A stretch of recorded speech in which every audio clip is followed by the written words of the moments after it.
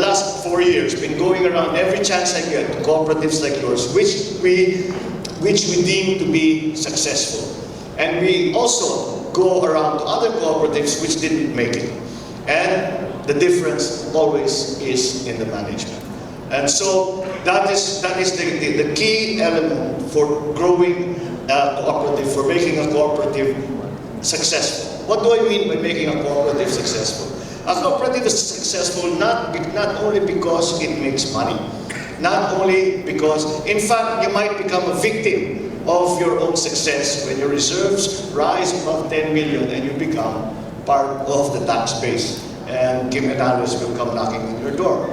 So, but more importantly, is that you provide a service for your members, that whatever your stated intention, the stated reason for the existence of your cooperative, that function is being fulfilled. That's the important thing. If in the case of the teachers, it was to provide loans to hold them over until they got their sueldo, that is the service that you are saying. In your case, I did a little research before coming today. This is where I think an excellent example of why management counts. Because if you look, you started with the canteen, which is kind of obvious. Siyempre, that would seem to be not really a difficult decision to make. That would be an obvious area for you to enter into. But then to go into yung sa passport services, yung courier, notarial, yung photocopy, pinasok na rin ninyo. That is exactly the kind of idea, the business model, that is peculiar to you. Yung ibang wala nung, siguro may mga ibang opisina that can copy that. But it is the idea of management looking at the different areas that are relevant to you as employees, as workers, and to find those niches where you can provide a service that will give benefit to your members. And so we continue to go around and we continue to see what it is we have to do to make this kind of thinking more streamlined, so that if you would like to put this into operation, that it is easier to do.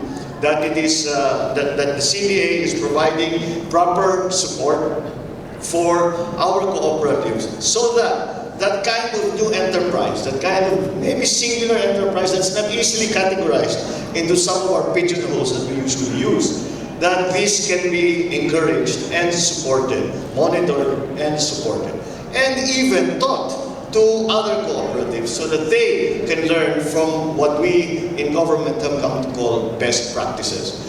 Kaya tuloy-tuloy ang ikot ko sa buong bansa at tinitignan nga namin kung ano ang pangangailangan ng ating mga kooperatiba, kung anong kakulangan ng ating CBA, halimbawa, kung ano yung mga bagong mga naiisip ng ating iba't ibang cooperative, because the cooperative movement is a large one.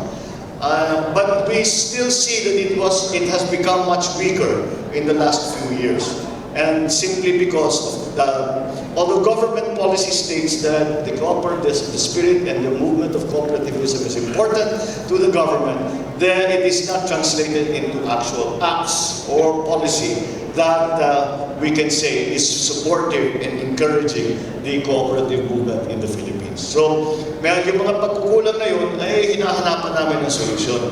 In fact, we have just finished the hearings that we had conducted all around the country for the strengthening of the CDA charter. And essentially, the strengthening that we talk about is to add to its capability.